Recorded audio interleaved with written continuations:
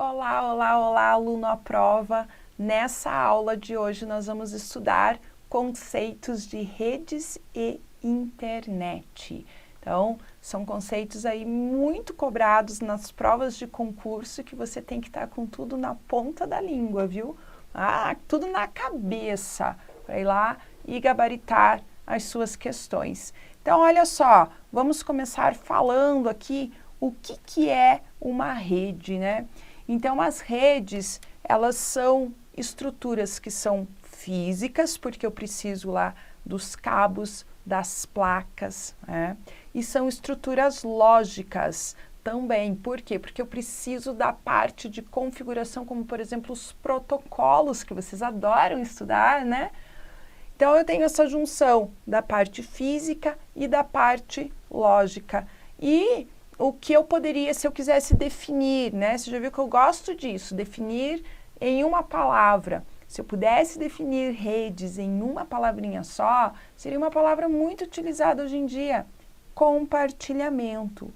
A rede visa o compartilhamento de informações, o compartilhamento de serviços. Então, ela permite o acesso de várias pessoas a programas, a informações. Ela permite o compartilhamento de dispositivos, como uma impressora, isso é bem comum, né? Agiliza o processo de backup. Se eu tenho vários computadores numa empresa, se eles estão em rede, muito mais fácil fazer o backup. A comunicação, como, por exemplo, e-mail, a parte das redes sociais, enfim. A gente vê no dia a dia todos os benefícios que a utilização de redes na nossa casa, nas empresas, nas instituições trazem para a gente.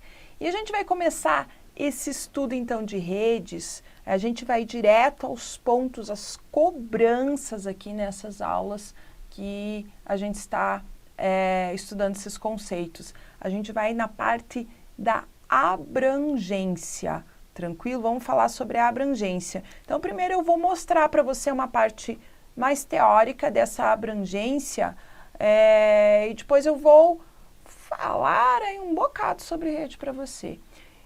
Bom, então nós temos a rede PAN, que é uma rede pessoal. Os computadores estão muito próximos um do outro, como, por exemplo, um notebook e um smartphone. Quando eu troco informações, aí os computadores muito pertinho um do outro, eu posso utilizar a rede PAN para esse compartilhamento de serviços e informações. A rede local, uma LAN. Então, aqui eu tenho uma LAN, olha só, eu tenho computadores também próximos, numa área, vamos dizer, de um condomínio, de um escritório, de uma empresa, eu tenho uma LAN.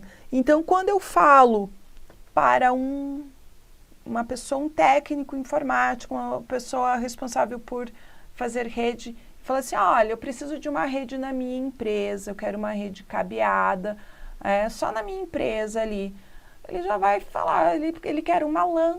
E essas 3 letrinhas já leva esse profissional a saber o que ele vai usar de estrutura física e de estrutura lógica para que esse cliente dele tenha essa rede LAN. Joia? Bom, quando eu falo aqui de uma rede LAN, eu vou falar, depois eu vou falar de cabo para você. Calma aí, calma aí. A rede MAN, uma rede metropolitana, então, de uma distância aí de uma cidade.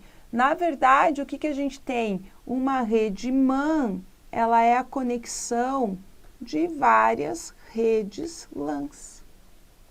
Então, criou-se a rede LAN, e aí não se criou a rede MAN do zero, apenas conectou aquelas redes que eram só de uma empresa, só de uma casa, elas foram conectadas e nós tivemos esse conceito de rede MAN.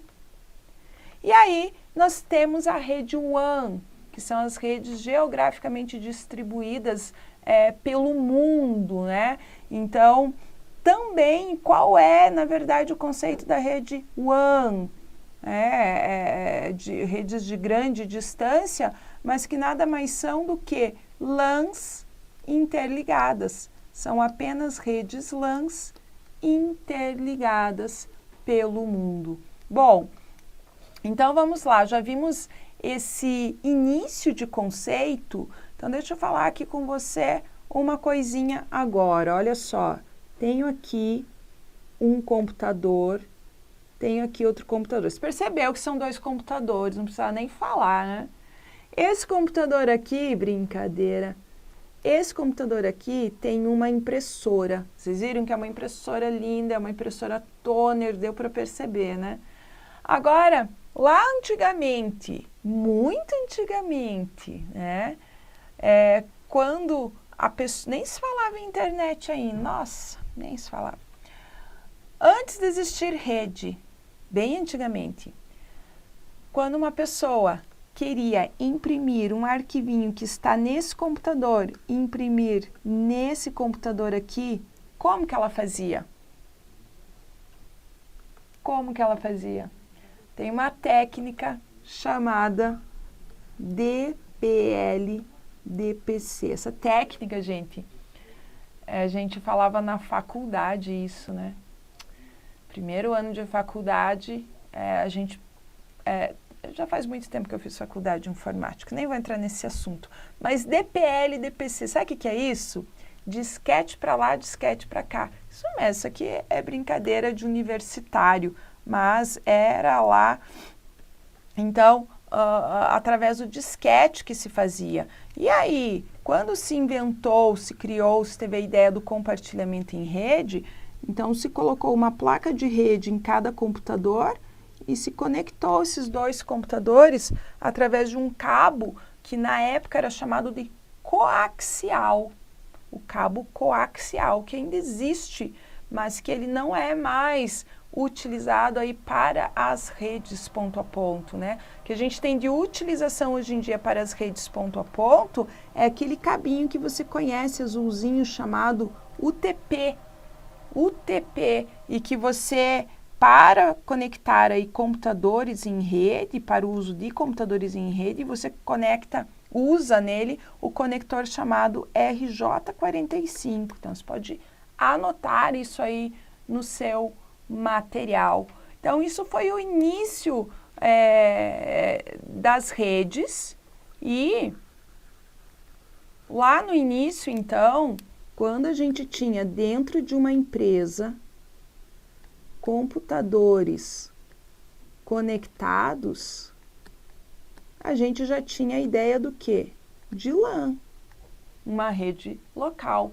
E como esses computadores eles não tinham nem comunicação com computadores fora da empresa, e esses computadores, essa rede, ela era privada à empresa, aos seus funcionários, até porque não tinha comunicação externa, né?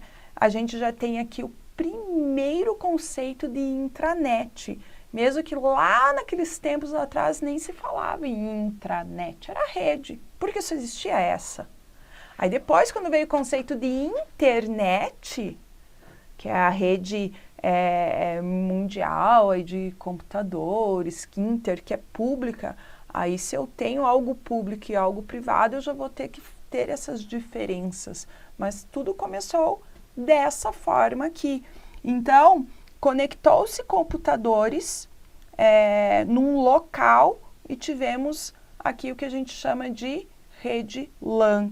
Mas aí se pensou, se eu tenho computadores conectados num local, eu poderia também ter computadores conectados na região metropolitana.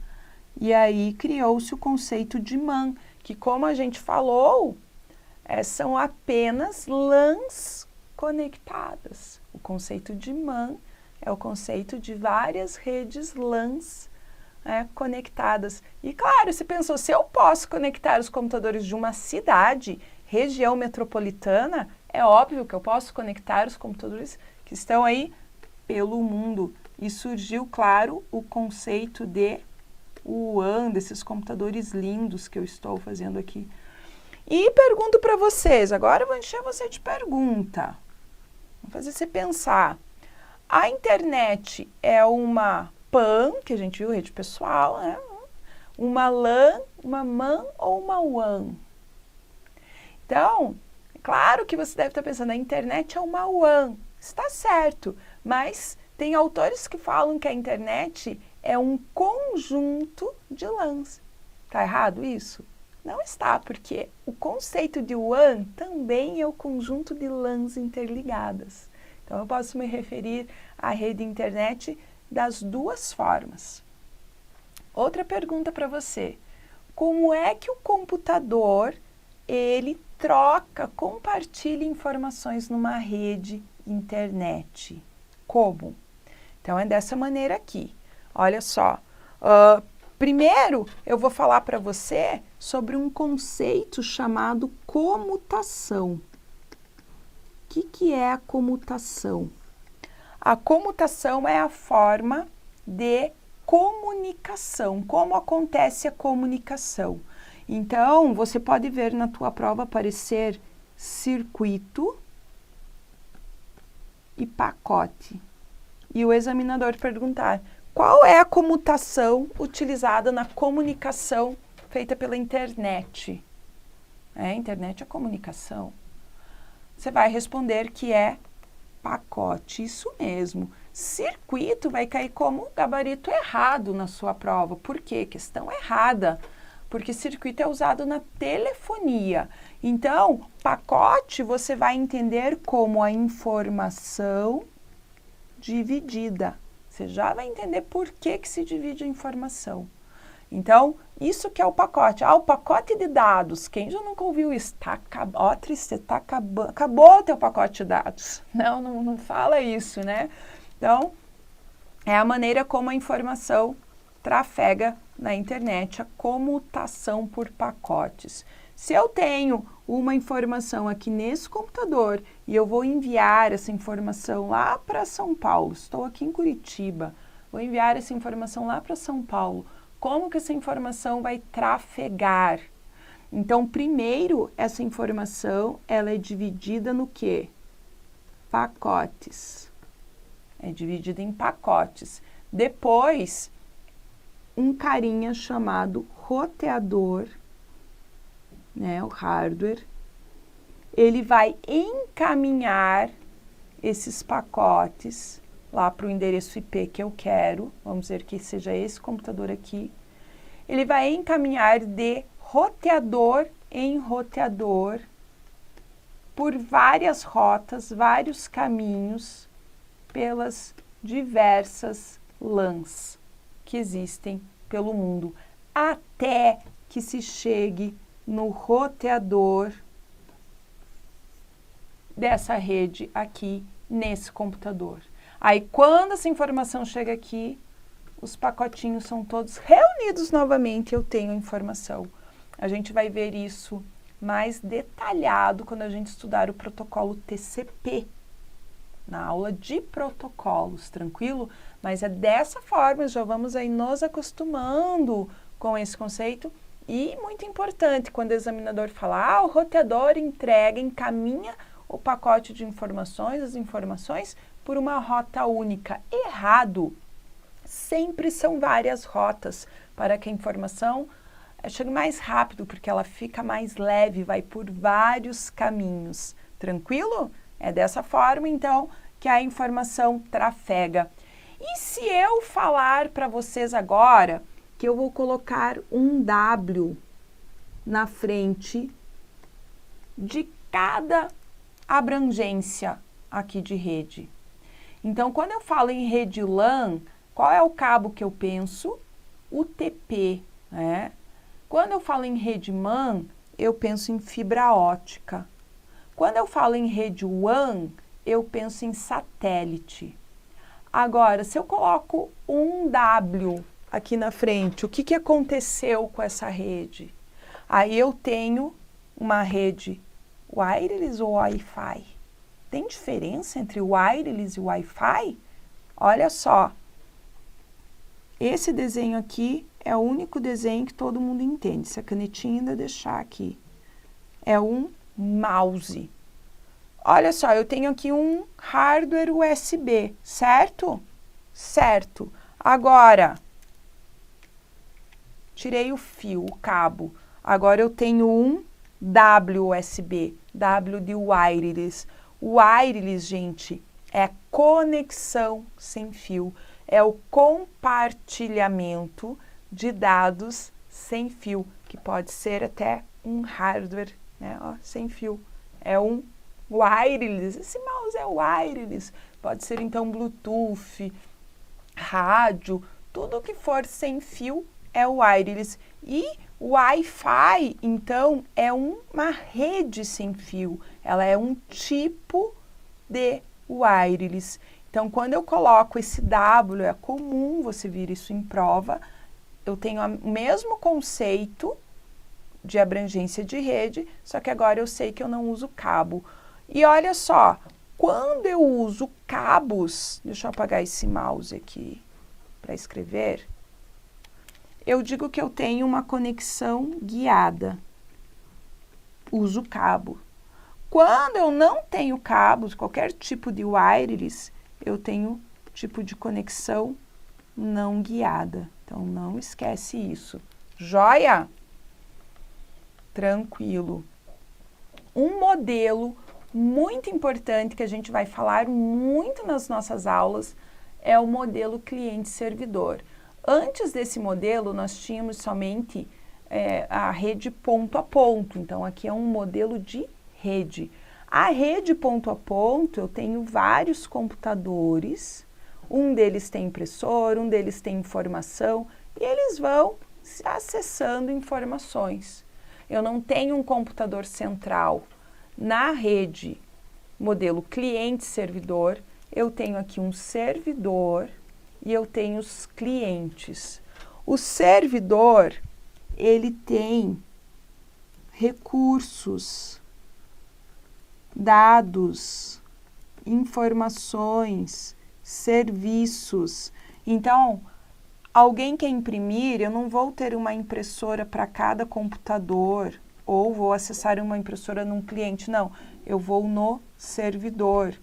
Eu preciso acessar um site, eu vou no servidor, porque é lá que esse site está hospedado. Eu preciso acessar um e-mail, eu vou no servidor de e-mail. Quando eu vou num terminal do banco ou pelos meu smartphone, acesso o banco, o site não está no meu smartphone, ele está hospedado num servidor. Então, pergunto para você, o servidor ele tem que ser um computador potente? Não, ele não precisa. Eu posso na minha casa pegar 2, 3 computadores de pequeno porte e configurar um como sendo servidor. Mas é claro que numa empresa, numa instituição, num banco, o servidor ele vai ser parrudo, ele vai ser de grande porte, porque ele que vai sustentar todas as informações. Os outros computadores, eles só acessam essa informação. Eu concentro tudo num só computador e além de outros benefícios, esses computadores clientes, eles podem ter configurações mais acanhadas, o que faz com que reduza o custo, né, na compra aí desse hardware. Para acessar um servidor, eu sempre preciso de rede. Se esse servidor está no mesmo local, pode ser até uma rede cabeada, né? Mas o que a gente vê hoje em dia é bastante o uso da internet, então, para acessar o servidor. Mas eu não preciso de rede quando eu vou acessar local. O que é local? O meu HD, o HD do meu computador. No momento que eu vou acessar um serviço em outro computador, eu sempre vou precisar de rede. Tranquilo? Pode ser a internet, essa rede. O que é a www? World Wide Web. Então, a www é o que a gente chama de web, né? A web é a quantidade, são todas as informações que eu posso acessar ali no meu navegador. São textos dinâmicos como link, vídeos, áudios, né, música. Tudo isso formam a web. A gente fala que é a grande biblioteca que contém todas as informações. E o que é o HTML? Então, as páginas da web, elas são produzidas em HTML. HTML pode ser o código no qual se desenvolve os sites e pode ser também a extensão. Eu tenho lá a página curso.html. Então, quando se produz um site, olha que maravilha, isso aqui que eu trabalho, gente, essa loucuragem aqui de código. Então, quando se produz um site, o que acontece? O programador ele vai digitar esses códigos. Então, por exemplo, aqui, hrefclientes.html. Lá na tua página vai aparecer um link escrito clientes. Ou seja, quando você acessa o site, você não vê código. Você vê o link, você vai lá com o mouse bonitinho, pá, vira a mãozinha e clica, né? É tudo muito fácil, que a gente chama de amigável. Mas as páginas, os sites são feitos nesse código HTML e eles têm essa extensão HTML. É claro que você já viu outras extensões quando você acessa a web, né? Pode sim, mas ela é o padrão. Se quer ir na tua prova o que é HTML, você vai falar, são esses códigos no qual se produz site ou a própria extensão. Eu posso criar arquivos HTML no bloco de notas, no Word, tranquilamente. Existem softwares também para isso.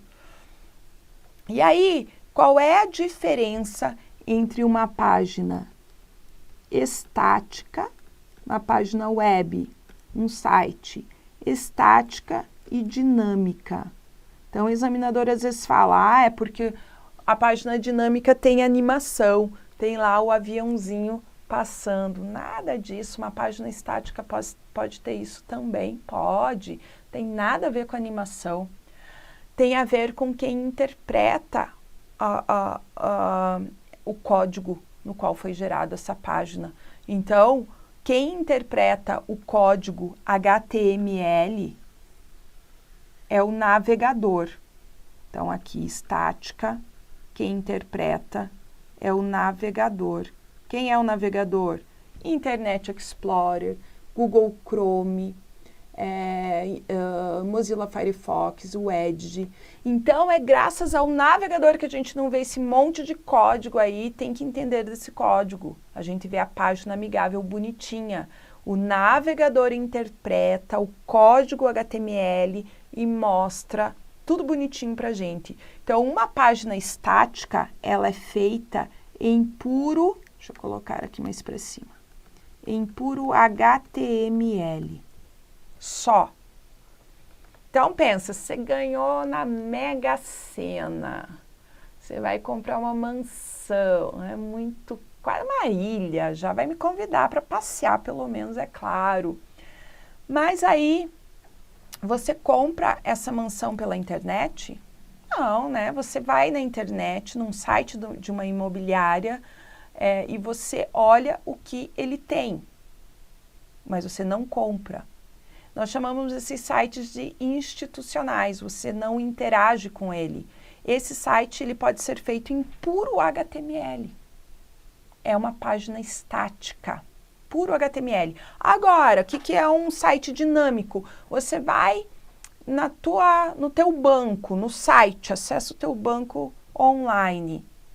Você transfere dinheiro, você paga uma conta, esse dinheiro que você transferiu vai ser creditado em outra conta, vai ser debitado. Gente, parece que eu estou lidando com uma pessoa, não com um software, um site. Então, quando eu falo isso de interagir, isso só é possível numa página dinâmica. O HTML sozinho não é capaz de fazer isso. Então, além do HTML, eu vou precisar de outras linguagens, que isso aqui você não precisa saber para a prova. PHP, Java, que é outro Java, não é esse Java que você vê aí como complemento, ASP, banco de dados, né, SQL, enfim. Preciso de outras linguagens, não é HTML puro. O que o examinador pergunta disso? Quem interpreta a página dinâmica? O servidor. Quem interpreta a página estática? Navegador. Quem interpreta o HTML? Navegador. Isso que você tem que saber. Joia? Joia. Volta aí e ouve de novo. Não vou repetir, ouve de novo aí. Bom, outro assunto muito importante quando a gente fala de redes, de internet, são os domínios. O que é o domínio? Domínio é um nome hierárquico, e coloca outra palavrinha aí, distribuído, e implementado com a utilização do sistema de nomes e domínios DNS. Então, olha só, quando você nasce, você recebe um nome e depois um CPF. Já imaginou se você, quando você nascesse, você recebesse o CPF, depois o nome, ia falar, olha, o 589 tem cara de joelho. Pensa na loucura, chamar as pessoas pelo CPF, não pelo nome, às vezes a gente já esquece, né? Pois é. Então, olha só, nós recebemos um nome e depois um CPF, fica mais fácil. Um site, quando ele é produzido, ele recebe um IP, um endereço IP de identificação desse site. E é o DNS quem associa a esse IP um domínio, que a gente chama de nome amigável, que é lá o www.aprovaconcursos.com.br, por exemplo. Tá? Então, esse é o principal serviço do DNS, atribuir esse nome amigável ao IP. Ele é o dono dos IPs, vamos dizer assim. E ele, se cair na tua prova, qual é o serviço hierárquico e distribuído? É o DNS, assinala sem medo, marca sem medo, põe certinho sem medo. Joia? Bom, o que a gente tem que saber aqui? Por que ele é hierárquico? Olha só, no Brasil, dentro de BR, tem o .com, .gov, aqui em Gov eu tenho Fazenda, dentro da Fazenda ESAF, Receita, por isso ele é hierárquico e distribuído porque são vários servidores, máquinas, servidores distribuídos pelo mundo com nossos IPs de todos os sites que existem no mundo. Não é um servidor só, são vários servidores, por isso que ele é distribuído e hierárquico. E vamos estudar aí os domínios, vamos estudar o endereço URL que contém um domínio.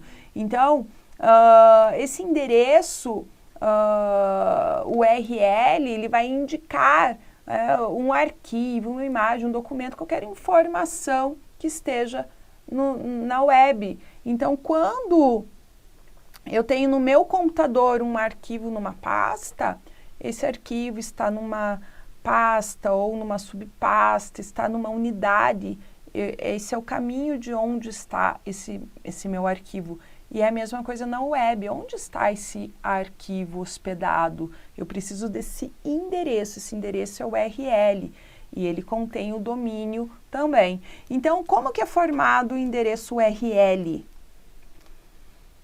Protocolo, domínio, que eu posso ter a porta, já vou explicar, caminho e o recurso. Então, um exemplo aqui, o protocolo HTTP, tenho aqui o domínio, tá? Tenho aqui o caminho e tenho aqui o recurso que eu estou acessando, que é o arquivo. Vamos ver isso, então, por partes como o JACK. HTTP, protocolo de transferência de hipertexto. Olha só, isso a gente vai estudar mais detalhado na aula de protocolos. Mas olha só, tudo que for web, tudo que for navegador, eu preciso do HTTP, tudo que for navegador. Mas eu também posso acessar arquivos através do FTP. Eu não preciso, não precisa ser exatamente HTTP, pode ser esse protocolo que ele está referindo aqui, pode também ser, por exemplo, o FTP, tranquilo? Domínio ou máquina, o servidor que disponibiliza o recurso, isso que é o domínio ou máquina. Então, ali no domínio eu tenho www, que é a grande biblioteca onde eu tenho todas as informações, então representa aí todas as informações No exemplo, eu tenho concurso, olha só, concurso como sendo o responsável pelo site, podia ser a prova, concursos, né? Poderia ser o nome de um banco, enfim. Com é o tipo, pode cair como tipo ou natureza da organização. Então, como aqui natureza comercial ficou .com, se for governamental vai ser .gov, militar .mil e assim por diante. E BR, o país no qual está hospedado, então, essa página. Joia? Bom, aí eu falei sobre porta. A porta é como se faz a comunicação com o servidor. E aí, no endereço URL, ela é opcional, né? Então, cada protocolo que eu tenho, ele tem uma porta. A porta do HTTP é a porta 80.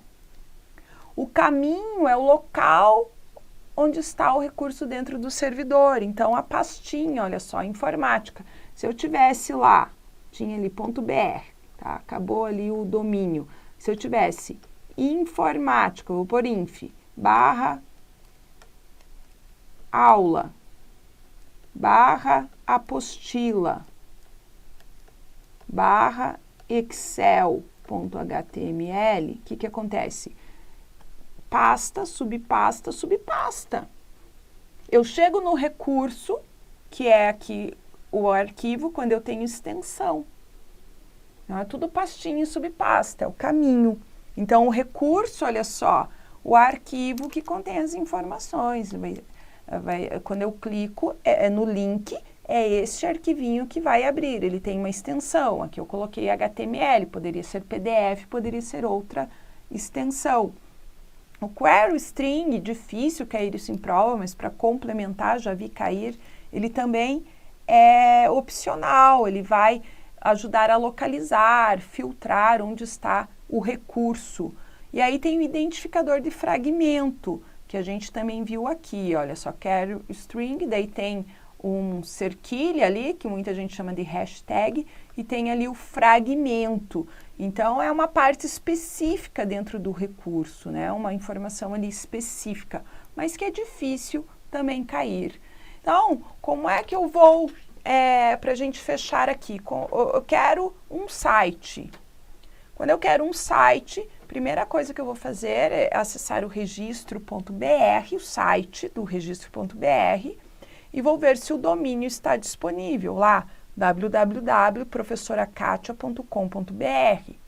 Estando disponível, vou pagar uma taxa anual de cerca de R$40 e qualquer pessoa que acessar esse domínio, né, já estou ligada aí um IP, o identificador, vai acessar os meus arquivos, porque um site é um conjunto de arquivos, né? É um conjunto de arquivos. Então, eu produzo lá no meu computador esses arquivinhos ali, HTML, por exemplo, e só que aí eu tenho que hospedar num servidor esses arquivos. Por quê? Porque as pessoas não vão acessar esses arquivos ali do meu computador da minha casa, mas sim de um servidor. Aí eu vou pagar também esse servidor para essa hospedagem. Aí faz essa linkagem, conexão, né, dos meus arquivos com esse domínio. Aí vai aparecer meu site todo bonitinho lá, mas é toda essa estrutura. Então, como um site é um conjunto de arquivos, né? Você está lá navegando num site de notícias, aí você vai conferir lá o futebol, clica no link futebol, abre lá a página do seu time de futebol. Essa página é um arquivo. Aí você vai ver uma receita de bolo, clicou lá no link, abre outra página. Essa página é outro arquivo, ou seja, um site é um conjunto de arquivos. Assim como nós organizamos os arquivos em pastas no nosso computador, nós também organizamos arquivos em pastas no servidor web, que hospeda essas páginas web, que hospeda esses arquivos. E é por isso que a gente tem esse caminho formado aqui por pastinhas e subpastas, e que muitas vezes o examinador vem, qual que é o domínio, qual que é o caminho, qual que é o servidor, e você tem que identificar essas partes. Preciso de protocolo, o protocolo tem que ser sempre HTTP, tudo isso que a gente falou aqui para você. Isso está caindo bastante em prova, pode conferir aí nas questões que a gente tem aqui mesmo no site do Aprova, ou se você quiser questão também, manda e-mail para mim, kquadros@gmail.com, pede material com questão, fala que você é aluno aqui do Aprova, o concurso que você está fazendo, me pede material com questões e eu envio para você, tá bom? Então, terminamos aqui essa aula. Grande beijo para você e até a próxima.